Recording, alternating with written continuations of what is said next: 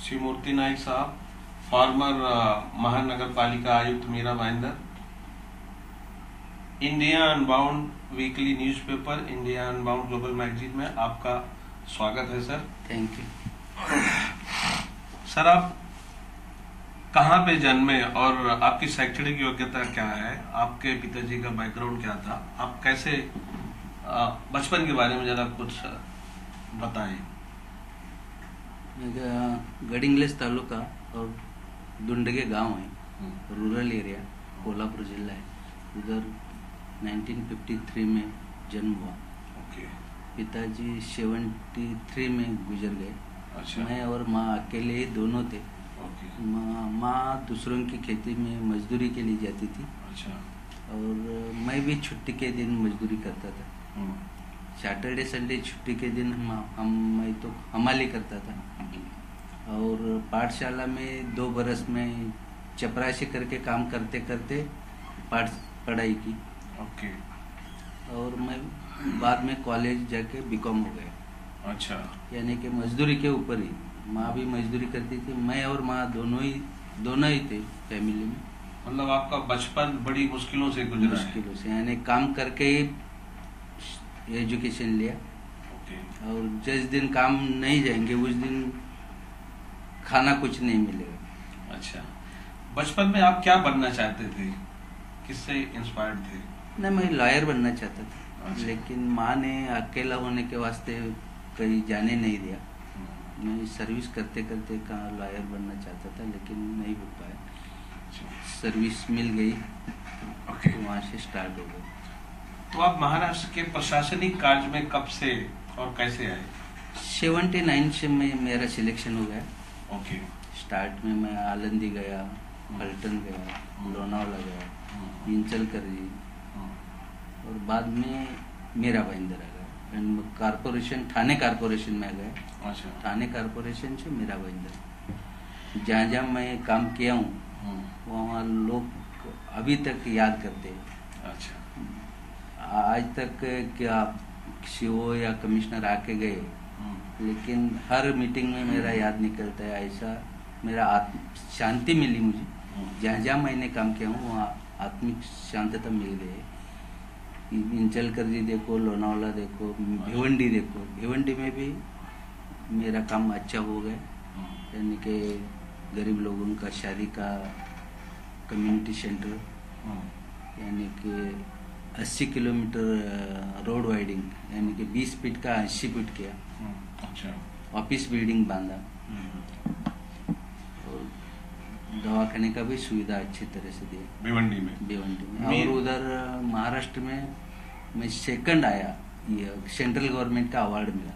Okay. और इंचलकरजी में मुझे 5 फाउंडेशन पुरस्कार मिला। वो गवर्नमेंट सर्वेंट को मिलता नहीं। अच्छा।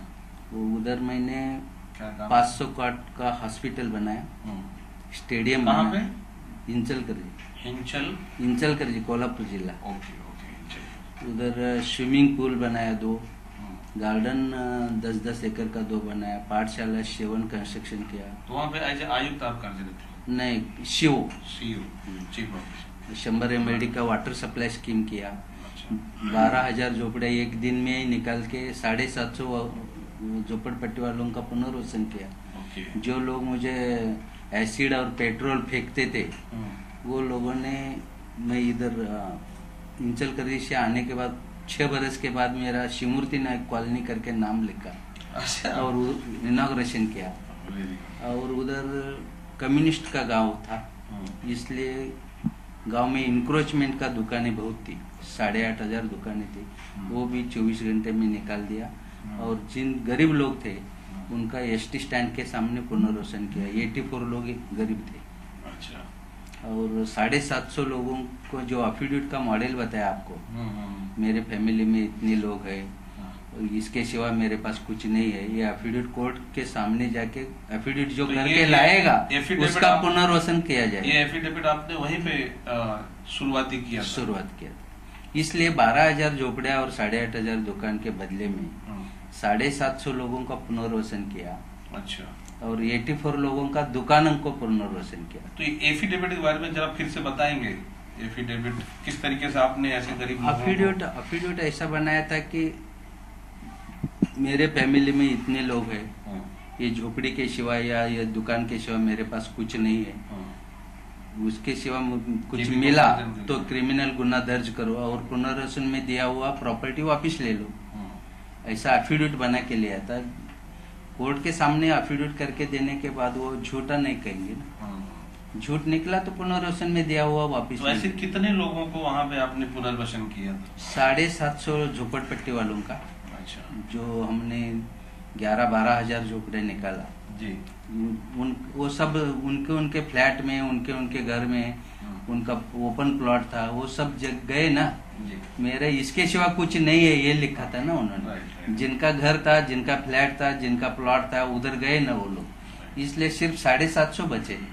उनका पुनर्वसन किया। जो लोग में कार्ड निकालते वक्त एसिड और पेट्रोल फेंकते थे, वो लोगों ने 6-7 बरस के बाद कॉलोनी का नाम मेरे शिवमूर्ति नायक कॉलोनी का नाम किया। ये कोल्हापुर में, कोल्हापुर इंचल कर। और उधर ही मुझे 5 फाउंडेशन मिला, वो गवर्नमेंट सर्वेंट को मिलता नहीं। अच्छा। वो इंटरनेशनल इसी कार्य के लिए आपको इंटरनेशनल पुरस्कार है। तो आपकी पोस्टिंग मीरा भाईंदर और थाने में भी रही है, तो मीरा भाईंदर और थाने की कुछ यादें, आप एज ए सीईओ यहाँ पे मीरा भाईंदर में अपनी सेवाएं दे किया, लेकिन बाद में आयुक्त होके आपने मीरा भाईंदर में सेवाएं दिया है, थाने में सेवाएं दिया है, इसके बारे में जरा कुछ वहाँ उस टाइम की यादें बताएं। नहीं, थाने में तो मैं 1.5 बरस था, उसमें सब बानत रहे कंस्ट्रक्शन मैंने तोड़ा, सब लीडर लोगों का सो किसी का भी छोड़ा नहीं, और रोड वाइडिंग किया, और थाने महानगर पालिका में रिकवरी कैसे करने का वो सिखाया। अच्छा। और सबसे मैं जब था उस वक्त जो रिकवरी हुई वो आज तक हुआ नहीं। अच्छा। और मेरा भाईंदर में भी मैंने 96 से लेकर 90 ये परसेंटेज रिकवरी हुआ, ये रिकॉर्ड किसी ने तोड़ा नहीं अभी तक आपके नाम पे दर्ज है। और जहाँ मैं गया, आळंदी 100% 5 बरस। अच्छा।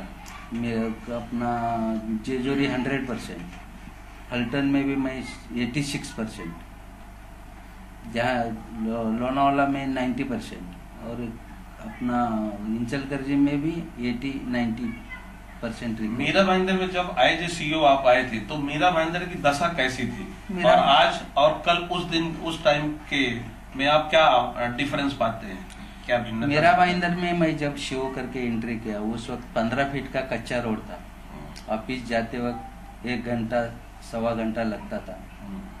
और जब राधा स्वामी सत्संग का प्रोग्राम चलता था उस वक्त दहीसर बोरोली तक ट्रैफिक जाम हो जाती थी। ये पहले प्रॉब्लम, और पानी का प्रॉब्लम बहुत ज़्यादा था। पानी जिला परिषद का था थोड़ा सा, लोग पानी की वजह से तंग आ गए थे। स्कीम सैंक्शन होके इम्प्लीमेंट जल्दी नहीं हो रहा था, वो बार जाके वो इम्प्लीमेंट करके लिया। लोग फ्लैट बेच के मेरा भाईंदर छोड़ के जा रहे थे। 15 फीट का रोड एक ही काशी मीरा, और ट्रैफिक और पानी नहीं, और रोड भी नहीं, बिजली भी नहीं। इसलिए मैंने पहले काशी मीरा रोड 10 किलोमीटर का खुद खड़ा होके सब कंस्ट्रक्शन तोड़ के 150 फीट का किया।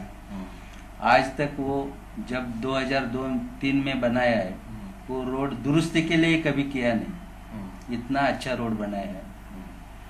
और 4 बरस पहले मैं चार्ज लेने के बाद, मेरे को याद है आप दोबारा एक बार जब पुलिस आयुक्त बन के आए थे तो मैंने पूछा था कि रोड की हालत कैसे खराब है, आपने बोला आप बॉम्बे में जाके रोड देख के आइए, मेरा मीरा भाईंदर रोड देखिए, फिर आपका दुरुस्त करने की जरूरत नहीं पड़ी। सिर्फ वो शिवाजी पुतले की 2 बाजू में ही दुरुस्त करना पड़ा, लेकिन मेन रोड जो है कभी दुरुस्त करने के लिए जरूरत नहीं पड़ी, इतना अच्छा रोड बनाया। और 4 बरस पहले आप खड़े होके बनाए थे, इसलिए वो उसमें मिलावट नहीं हुआ।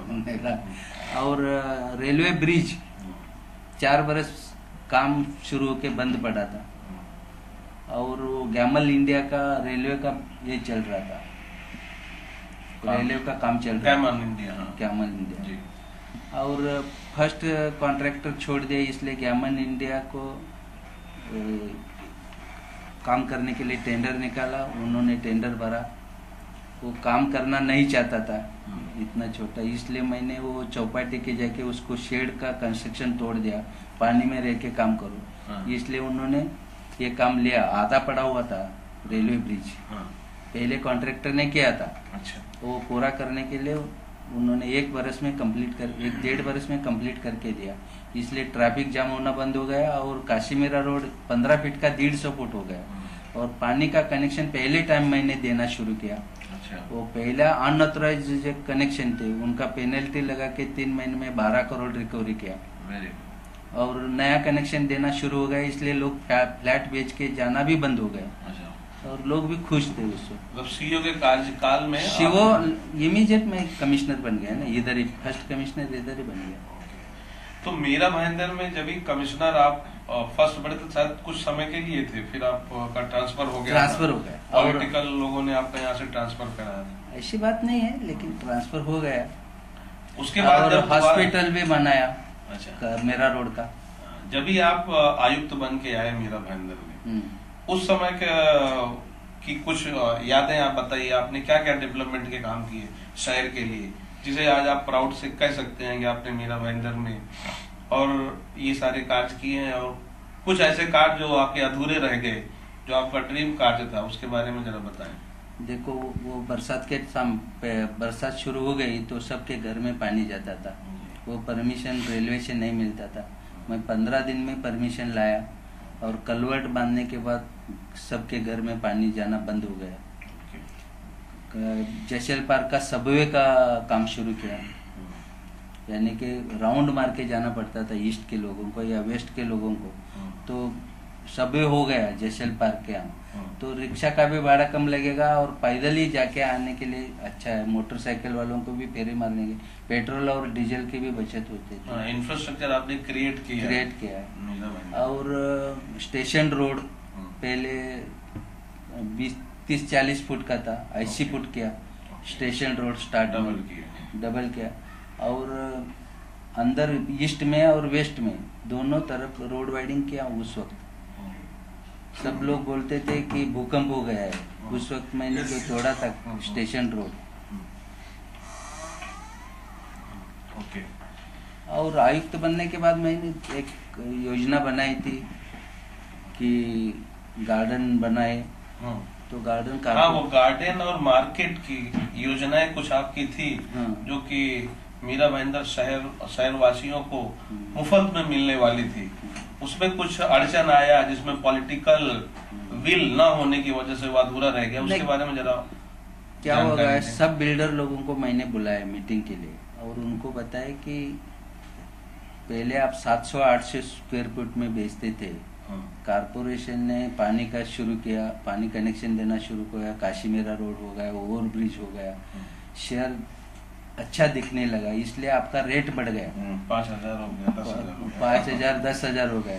तो कारपोरेशन के लिए कुछ आपको करना चाहिए। ये बोलने के बाद उन्होंने सब बिल्डर ने रेडी हो गए कि एक गार्डन फ्री में कंस्ट्रक्शन करके देने का। 22 गार्डन थे, हर एक बिल्डर 2-3 करोड़ रुपए खर्चा करने वाला था और फ्री में गार्डन होने वाले थे। तो कई लोगों ने मंत्रालय में एप्लीकेशन किया, पूरा जमीन दावे में नहीं मिला है। एक कई लोगों में आप नाम उजागर करना चाहेंगे, कौन ऐसे नेता थे जो जिनका एलिगेशन था या जिनका ऑब्जेक्शन था? नहीं, लेकिन वो इतना मामूली था कि 10-15% ही जमीन ताबे में लेने वाले थे। गार्डन शुरू हो गए तो वो भी जमीन ताबे में देके TDR दे देते थे जी। ये 2-4 गार्डन में ही प्रॉब्लम था जी। लेकिन उनको क्या लगा, फ्री में करके लिया तो मेरा नाम हो जाएगा। अच्छा। फ्री में करके लिया। 50-60 करोड़ रुपए बचते थे ना कारपोरेशन के, श्रीमती नाइक साहब का नाम हो जाएगा, इसलिए फ्री में गार्डन होके वो सिर्फ बिल्डर का नाम लगाने का था। ये बिल्डर ने बंद के दिया और सबको सिर्फ मेंटेनेंस करने के लिए 50 पैसा या 1 रुपया। वो तो आज भी होता है, जो नगर सेवक या MLC बनाते हैं अपना नाम तो डाल ही देते हैं। मुजफ्फर हुसैन ने यहाँ पे डाल रखा है, वहाँ पे कुछ गिलबर्ट ने बना रखा है, अपनी वाइफ का नाम डाल रखा है। नहीं, मेरा तो नाम नहीं लगता था उधर। बराबर। तो जिन्होंने बांध के दिया उनको करना था। और 1 रुपया सिर्फ कंपल्शन 1 रुपए के सिवा बढ़ाने का नहीं, ये 1 रुपया प्रवेश फी रखा था। आपको क्या लगता है इसके पीछे उनकी क्या नियत थी? जो ऑब्जेक्शन कर रहे थे उनका कुछ नियत, उनके का नियत इस टाइम जो प्रोग्रेस हो गया तो नाम हो जाएगा। अच्छा। और उनको जो करने का था कारपोरेशन के खर्चे से गार्डन बना, अभी तो टेंडर निकाला। ओके, तो उसमें उनका इनकम फ्री में मिलने वाला गार्डन अभी तो कारपोरेशन के खर्चे से बना रहे।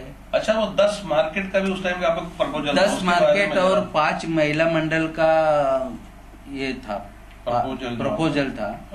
मार्केट हर 10 कारपोर एरिया में, प्रभाग समिति एरिया में मार्केट बनाने का और कंपल्शन अंदर बिठाने का था। रोड में ऊपर जो फेरी वाले बैठते, जमीन पे भी बैठते, हाथ गाड़ी लेके भी बैठते, उनको सबको वहाँ एरिया के अंदर करना था, यानी कि लोगों को भी तकलीफ न होवे और उनको भी बेचने के लिए अच्छा लगे। महानगर पालिका भी बोझ न है। वो स्कीम क्या थी, जरा स्कीम के बारे में बताएं। स्कीम ऐसा था कि जितने लोग रास्ते पे बैठते वो लोकेशन फिक्स किया था मैंने 10 मार्केट का, उसका टेंडर निकालने के लिए मैंने प्रपोजल दिया था। वो बाद में कैंसिल कर दिया। मार्केट बांधा या नहीं बांधा मुझे मालूम नहीं, लेकिन बांधना जरूरी है। आज तो हमारे यहाँ मार्केट की बहुत बड़ी समस्या है। भगवान साहब आए हैं, कौशिक साहब है, तो अभी 4 दिन आमरण अनशन पे बैठे थे, बाद में इनको आश्वासन झूठा देके उठाया गया है। ऐसी हालत है, आप शाम को किसी भी मार्केट में, न भाईंदर में, नवघर में, मीरा रोड में, you can not walk. Car से जाना तो दूर की बात, आप पैदल नहीं चल सकते। नहीं, हमने बजट प्रोविजन करके टेंडर निकालने का भी फाइनल किया था और हर एक लोकेशन में 10 मार्केट हो गए ना, रोड पे बिठाने की जरूरत नहीं पड़ेगी।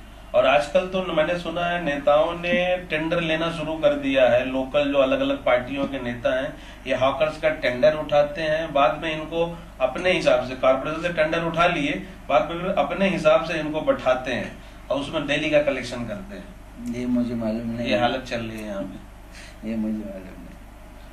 अच्छा, लेकिन महिला मंडल 6 जो प्रभाग समिति है, हर एक प्रभाग समिति में वो हर एक लोकेशन में महिला उद्योग यानी ट्रेनिंग सेंटर बनाने का था कि इस एरिया के जो महिला है, गरीब लोग महिला रहते हैं, उनको ट्रेनिंग देने का, उनसे प्रोडक्शन लेने का और बेचने के लिए गाला देने का। ये प्रोविजन का टेंडर निकालने का ही बजट में भी प्रोविजन किया था और टेंडर भी निकालने वाला था, लेकिन पॉलिटिकल सपोर्ट नहीं मिला। ये एम थे मेरे। और दूसरा एम 24 घंटा पानी देने का था। वो सूर्याधरण का सैंक्शन भी लेके आया था, टेंडर भी निकाला था, लेकिन इन लोगों ने MMRD से भी लेना चाहते थे। वो जो जो 24 घंटे पानी देने का आपका प्लान था, ग्रेविटी से आने वाला था, ग्रेविटी से आने वाला था और खर्चा भी कारपोरेशन का नहीं था। और 17 रुपए 1000 लीटर था पानी, यानी कि 17 पैसा 1 लीटर। 17 पैसे में 1 लीटर मेरा महेंद्र को सिर्फ पानी चाहिए। 17 पैसे 1 लीटर का वो भरने के लिए तैयार है। आज हमको बिल आया है, लेकिन सप्लाई भी नहीं हो रही है। लेकिन तो चेक से ही करना था। मैं बोला 1 लेटर लिखो आयुक्त को कि भाई जितने दिन सप्लाई नहीं है वो तो रिबेट करके दो बिल। आज वो कॉन्ट्रैक्टरी गांव में अंदर का पाइपलाइन, ओवरहेड टैंकी और पाइपलाइन डालने का और पानी फिल्टर करके लाने का सब जिम्मेदारी कॉन्ट्रैक्टर की थी। ये सारे जो आपके ड्रीम प्रोजेक्ट थे, जो आप करके जाना, मीरा भाईंदर शायद को कुछ दे के जाना चाह रहे थे, इसमें सबसे बड़ा हर्डल आपको क्या लगता है कि पॉलिटिकल विल नहीं था, इस वजह से नहीं हो पाया, कुछ और कारण था? जानबूझ के ये प्रपोजल होने नहीं दिया। इसके पीछे उनका क्या राय मालूम नहीं, सारे पक्ष में लेकिन वो मेरा नाम हो जाता था और उसमें तो कोई भी पार्टी, कांग्रेस, राष्ट्रवादी, भारतीय जनता पार्टी, शिवसेना, किसी भी पक्ष ने आपको इस काम के लिए समर्थन नहीं किया? समर्थन किया था, लेकिन वो इम्प्लीमेंट करने के लिए हर बार उनका एक तो कंप्लेन गया। कंप्लेन वाटर सप्लाई उनको करना ही नहीं चाहते थे। अच्छा। जो सलाहकार अपॉइंट हुआ था वो MMRD पे वही बुकलेट देने का, इधर भी वही बुकलेट देके वो इम्प्लीमेंट नहीं करना चाहता। एक स्कीम के ऊपर 2 सलाहकार फी लेना चाहता था, उसको सपोर्ट नीचे वाले स्टाफ ने दिया। जो स्टाफ ने साइन करके दिया वो स्टाफ बोलता है मैंने साइन नहीं किया। अच्छा। ये झूठ है ना। जब प्रपोजल आता है वो नीचे से आता है, सब लोगों ने साइन करके दिया और बाद में बोलते हैं हमारा साइन नहीं लिया। अच्छा, आपके हिसाब से मीरा भाईंदर शहर के लिए आज की जो आयुक्त हैं या आज के जो विधायक हैं, महापौर हैं, जो सरकार है, क्या करना चाहिए मीरा भाईंदर शहर के बेहतरी के लिए? स्वच्छ मीरा भाईंदर हो, हॉकर फ्री हो, 24 घंटे पानी सप्लाई हो और भ्रष्टाचार मुक्त मीरा भाईंदर कैसे बनाया जा सकता है? उसमें आयुक्त का, महापौर सबसे ज्यादा मीरा भाईंदर को जरूरत है पानी की। वो सूर्या योजना ही इम्प्लीमेंट होना जरूरी है जी। और 24 घंटा पानी मिलेगा, ग्रेविटी से पानी मिलेगा, खर्चा कम लगेगा, मैन पावर कम लगेगा। अभी कुछ दिन पहले मैंने अच्युत आंगे का इंटरव्यू लिया था और रिकरिंग खर्चा भी कम होगा। मीरा भाईंदर शहर को 2021 तक इंतजार करना पड़ेगा पानी से, इसके लिए सेटिस्फेक्शन के लिए। वो जो MIDC से पानी लिया वो सक्सेसफुल, यानी कि रिकरिंग खर्च है, इलेक्ट्रिक खर्च है और पंपिंग 3-4 बार करना पड़ता है। इससे भी ये खर्चा कारपोरेशन से करने से सूर्या के ऊपर कर देते थे, वो 24 घंटा पानी आता था, रिकरिंग खर्च भी नहीं। ये रिकरिंग खर्च है, यानी कि मैन पावर भी कंटिन्यूस लगेंगे, इलेक्ट्रिक बिल भी कंटिन्यूस लगेंगे। सूर्या से पानी लाने से ग्रेविटी से आएगा, मैन पावर भी कम लगेगा और इलेक्ट्रिक बिल भी नहीं लगेगा।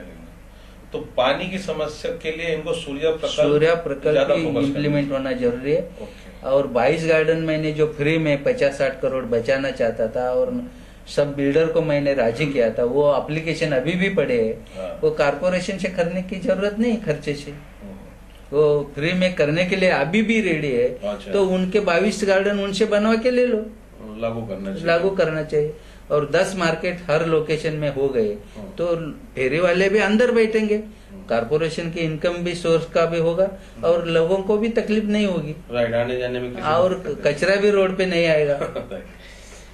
अच्छा, और महिला मंडल का 6 जो गरीब महिलाएं उनको ट्रेनिंग देने के लिए हर एक एरिया में ट्रेनिंग सेंटर होना चाहिए महिला मंडल। साहब, अभी मैं थोड़ी दिन पहले गया था, यहाँ उर्दू शाला चलती है जो महानगर पालिका चलाती है मीरा भाईंदर। 350 बच्चे हैं जो गरीब बच्चे हैं, जो 8वीं तक फीस नहीं भर पाते हैं।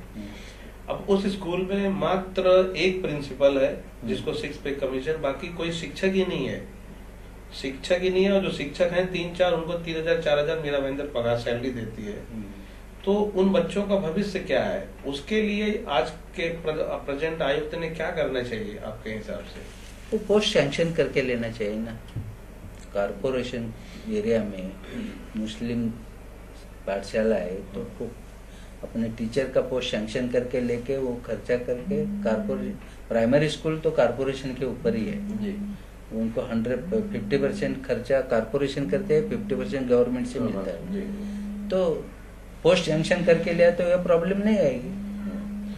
अच्छा, अभी ये जो इलेक्शन था असेंबली का, उसमें आपका नाम बड़ा चर्चा में चल रहा था कि आप शिवमूर्ति नाइक वर्सेस प्रताप सरनाइक 146 से कंटेस्ट करने वाले हैं।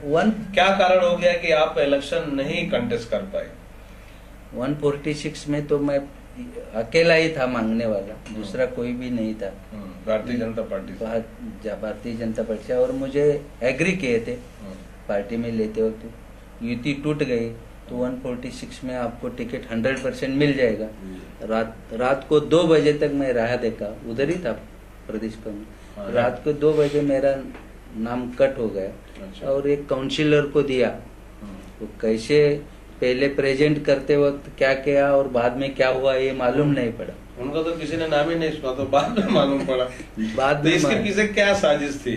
साजिश यानी कि मैं सीनियर होऊंगा, कमिश्नर होके MLA बन गया तो सीनियरिटी जाता है ना, और अनुभव ज्यादा रहेगा। तो आपको नहीं लगता कि कुछ लोग ऐसे हैं जो चाहते थे कि भारतीय जनता पार्टी पूर्ण बहुमत में ना आए, इसलिए ऐसे लोगों को टिकट बांटा जाए, या उनका उसमें सेल्फिश मोटो था, पैसे का लेन देन हुआ? नहीं, ये बात मुझे मालूम नहीं, लेकिन मेरा नाम मुझे फिक्स करके मेरा नाम कटवाया। यही क्यों कटवाया वो उनको पूछना जरूरी है।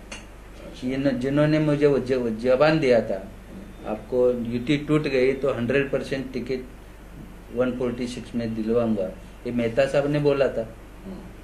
बाद में ये भी बोला था कि मैं एमएलए बन गए तो उसी दिन मैं नगर सेवक पद छोड़ूंगा, आप वहां से चुन के लाऊंगा, मेयर बनाऊंगा, और कारपोरेशन आप संभालो, विधानसभा हम संभालते हैं, मीरा भाईंदर शहर एकदम अच्छा कर देंगे। अभी वो कौन सा भी अभी तक तो कुछ बोला नहीं, देखेंगे मेहता साहब क्या करते हैं। अभी आप भारतीय जनता पार्टी के सदस्यता ले रखी है, आप भारतीय जनता पार्टी के मेंबर हैं। अभी आपका आगे क्या एम सब्जेक्ट है? आप राजनीति में फुल टाइम आने वाले हैं? आपका क्या? देखो, मैं कमिश्नर बन गया, ये सदस्य बन के कुछ काम नहीं कर पाऊंगा। एग्जैक्टली। कौन सा भी पोस्ट हो तो मैं काम करना शुरू करूंगा ना। ये जानबूझ के मुझे पोस्ट ही नहीं दिया तो मैं काय के लिए काम कौन क्या बन के जाऊं? समझो कारपोरेशन में जाने का या गवर्नमेंट के पास जाने का या कारपोरेशन का या गांव के लिए कुछ मांगने के लिए जा रहा हूँ, तो कौन से पोस्ट के से जाऊँ? मीरा भाईंदर साहब के लिए कुछ करने जा रहे हैं, बराबर जाऊंगा तो क्या लेके जाऊंगा? कौन सा पद तो चाहिए, जिम्मेदारी आपको दिया जाए तो निभाने के लिए तैयार है। मीरा भाईंदर शहर के लिए आप मीरा भाईंदर आयुक्त को, हमारे मौजूदा विधायक को, मौजूदा महापौर को क्या संदेश देना चाहेंगे? ना, हमने जो प्रपोजल दिया था उस वक्त था वो इम्प्लीमेंट किया, और तो 24 घंटा पानी मिलेगा, मार्केट बन गए तो कचरा भी रोड पे नहीं आएगा, फ्री हो जाएगा, और महिला मंडल का भी हो जाएगा, ट्रेनिंग सेंटर जी। और कॉन्ट्रैक्ट को देख किया तो स्वच्छ भारत और भ्रष्टाचार मुक्त भारत, और अच्छी तरह से गांव को पानी भी मिल जाएगा 24 घंटा। साहब, एक समस्या और है, आप आयुक्त रह चुके हैं मीरा भाईंदर में, हमारे यहाँ मीरा रोड में एक डिपो नहीं है। ऐसा एलिगेशन होता है कि मुजफ्फर ने डिपो की जगह पे मार्केट बना दिया और उनके सब नगर सेवक फंटर लोग वहां से उगाही करते हैं। इसकी सच्चाई क्या है? आपसे ज्यादा अच्छा कोई फोकस इस पे नहीं, वो मैंने देखा नहीं, मुझे वो पहले होगा, मैं आने के बाद मुझे मालूम नहीं। इतना तो है कि मीरा रोड में डिपो नहीं है, 4 बसें यहाँ खड़ी होती है तो रोड पे घूमने का भी जगह नहीं रह जाता है। डिपो की जगह तो खा गए हैं। नहीं, डिपो की जगह खाया या नहीं खाया मालूम नहीं, लेकिन वो डिपो की जगह करना जरूरी है, कहीं ना कहीं जगह करके करना जरूरी है। धन्यवाद, बहुत बहुत धन्यवाद शिवमूर्ति नाइक साहब। ये थे शिवमूर्ति नाइक जी, पूर्व आयुक्त मीरा भाईंदर। इन्होंने इंडिया अनबाउंड को अपना कीमती समय दिया, इसके लिए इंडिया अनबाउंड इनका आभार प्रकट करता है। बहुत बहुत थैंक यू सर।